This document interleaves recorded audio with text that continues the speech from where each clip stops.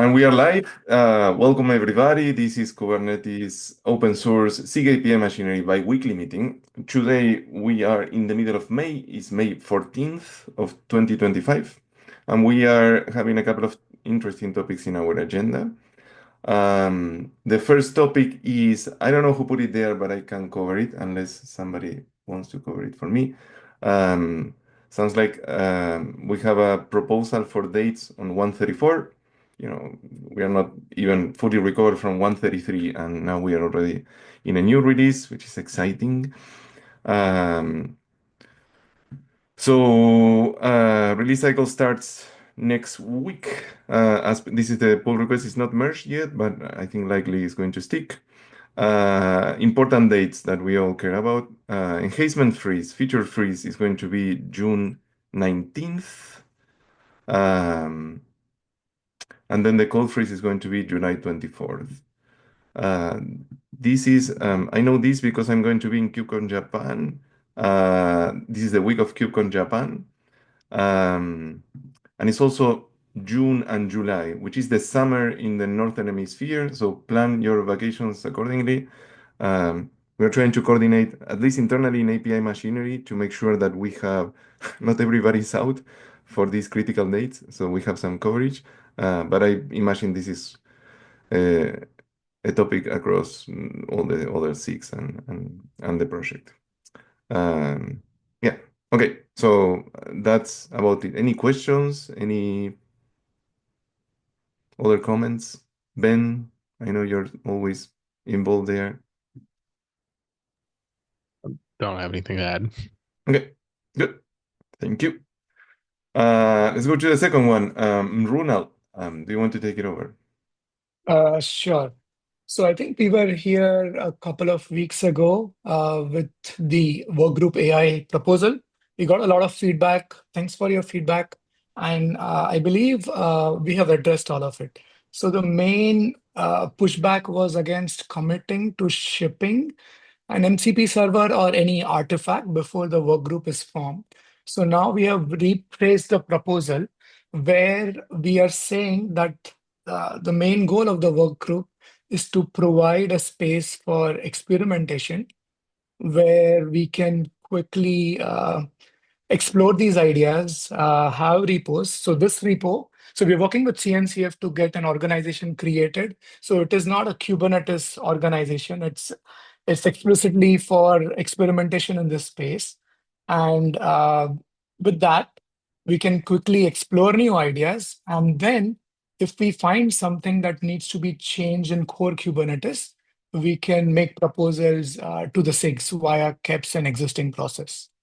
So why it should be a Kubernetes workgroup? Because we still believe that we will benefit from having the experience of folks working in the Kubernetes community as we explore how AI systems integrate with Kubernetes, as well as how we deploy agentic AI applications at scale on Kubernetes. So this work group can really benefit from input from Kubernetes community in that area. Any thoughts? That's a summary of the updates to the proposal. I took a quick scan through. I liked the updates. I thought that it was better about not assuming the solution that it wanted, and the idea of having a group that provides recommendations back of how to make Kubernetes easier to work with seems like a good idea to me.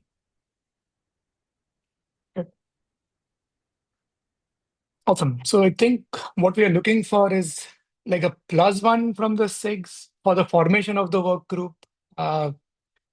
Does that count as a +1 for SIG API, David? There was one thing that I noticed. There is a questionnaire that you're supposed to fill out, and not all the questions have answers. So in concept, yes. Okay. But I think we need to have, to fill in all the answers before I Okay. can like +1 a PR. Okay. Any particular question here, or are you referring to The an list of upstream shares is form? empty, and it's hard to have it work Okay. no chairs. So Okay. I don't have strong opinions about who those chairs would be. I know you had a Okay. survey. I'm happy, I think, to select most people of good repute. Uh, so I don't think it's an issue other than we have to have someone. Okay. All right. Yeah. So I think the idea is like we are collecting acts here, and then we can open the official proposal on GitHub. And yeah, we can definitely identify a couple of chairs from the folks that have expressed interest so far. I think the count is up to 23. I last checked. Cool.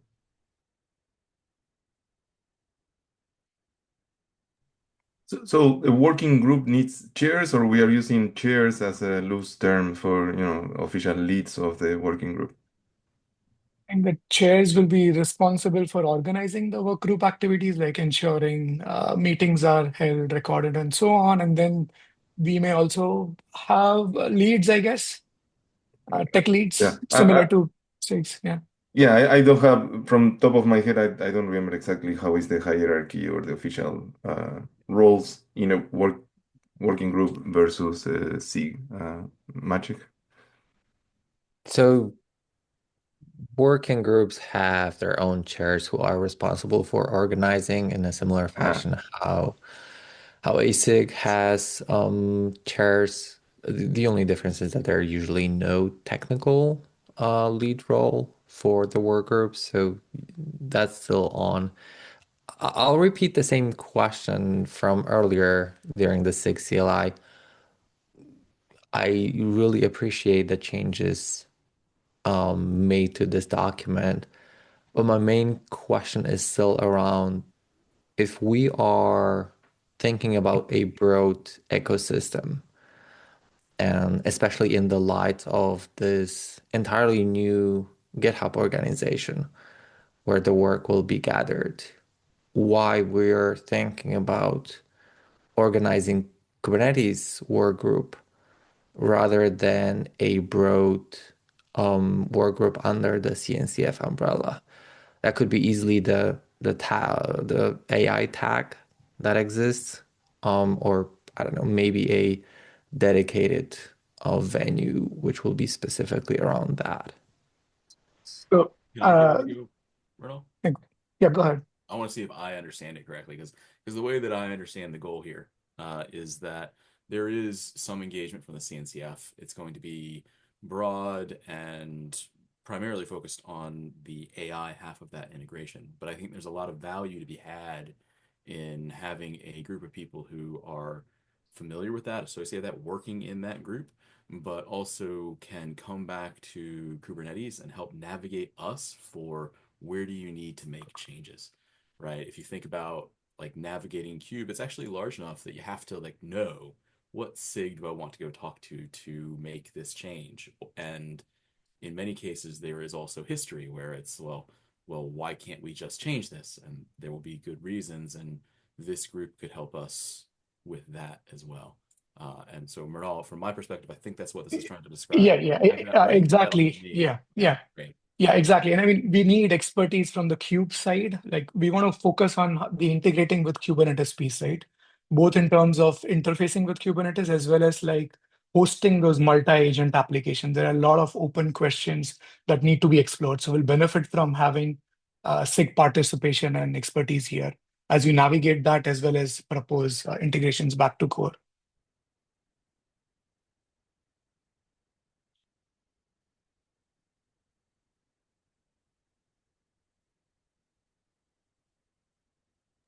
Does that help, Mache? So it's sort of like a view where we recognize that we are the tail in this area, not the dog, and we're trying to help ourselves, similar to you can imagine other significant CNCF projects looking and saying, "Hey, I need to better integrate here. Let me find a group of people who want to do it and can span the gap." Yep.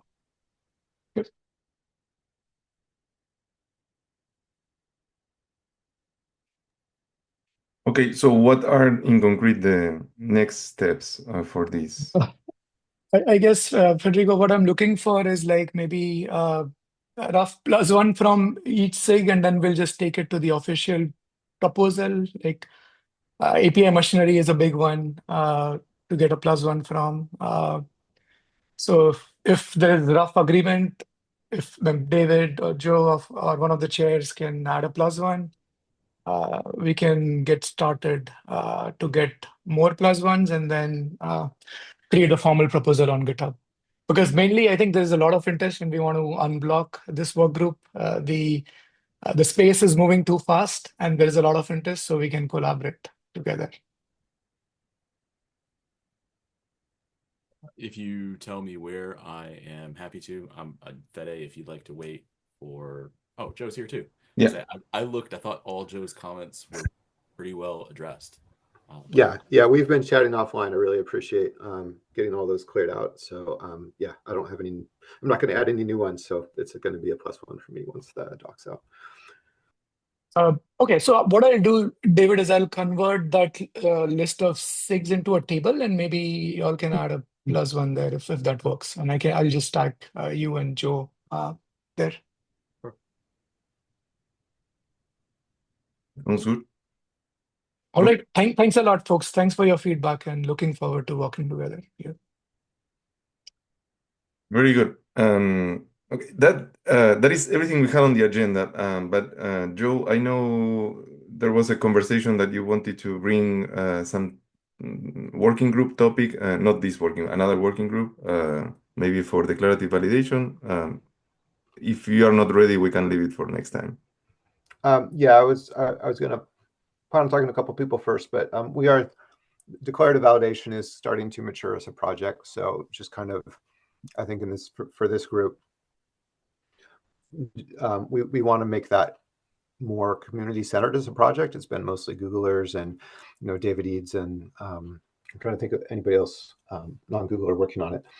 And we want to kind of make that more community centered soon. So look forward to that happening. Could you give us just all a brief heads up or status on where that's at, where that's heading? Yeah, so the status is in the last release, we added the core infrastructure that allows us to generate validation code that's kind of similar in some thematic sense to the handwritten code, except for that it's actually bound to the version types, not the internal type. And then we migrated only 2 fields.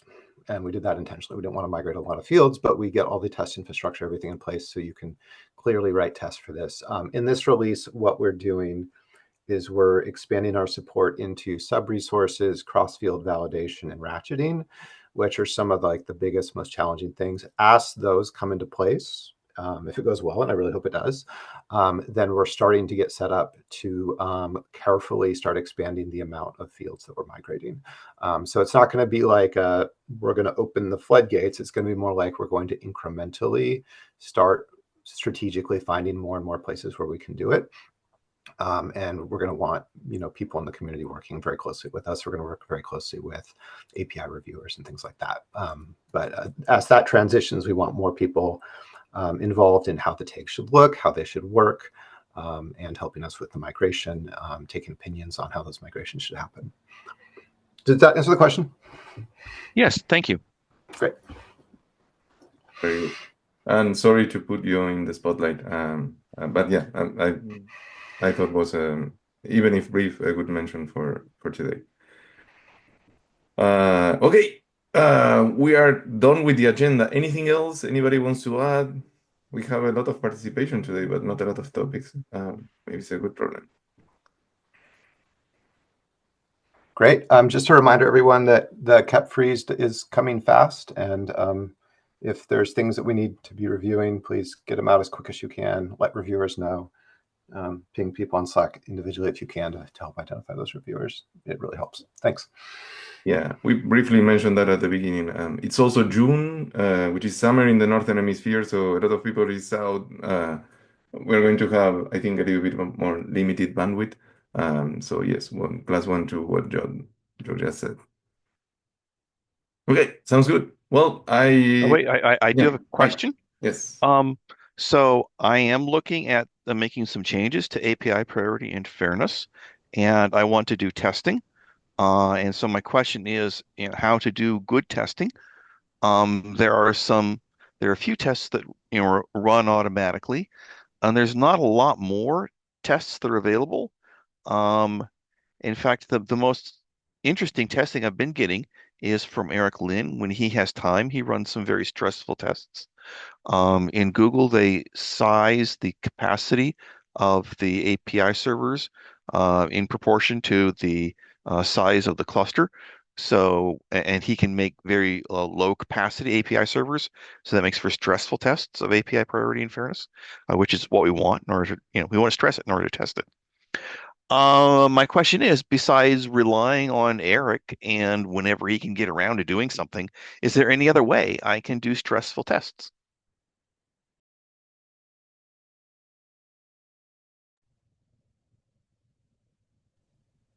The question is to simulate high load to reduce the resources available to the API servers. Is that the question? How to Well, artificially? you said it kind of one-sided, but yeah, API priority and fairness is about protecting the API server from the load of the clients and the clients from each other. So it's about imbalance between the load and the capacity. So there's two ways to make it stressful: reducing the capacity, the compute and memory capacity of the API servers, or increasing the load. But It's a what two-sided thing. but what you're calling out is by increasing the load, there's automation that kicks in that increases the capacity, so you never actually achieve the No, strain. no, no. Um, what I'm saying is the existing tests are just not very stressful compared to the capacity that they're run with. So API priority interference is not very challenged by the tests that I can get in Prow. So to get challenging tests, I've been able to get Eric Lin to do some, kind of one-off experiments, but that's not a very available thing. He has a lot of stuff on his plate. He only gets around to it occasionally. I was wondering if there is maybe a missing something in our infrastructure or some other opportunity to be able to run tests that stress API parity and fairness. Okay, I may be jumping to the next problem is once you do that, then the automation kicks in and increases the resources available and might mess up your test anyway, but I But understand the was question. yeah, what automation are you thinking of? In GKE, if there's additional strain on the API server, it will add nodes, it will upsize the API server machine, like the memory and CPU available to the API servers. Okay. Yeah, right. So, Right. So so the point I'm is to get stress, we have to squeeze. We have to have relatively high load compared to the capacity. right. And so you may need to interrupt the automation that increases the resources available to the API server Hmm. Yes. artificially somehow.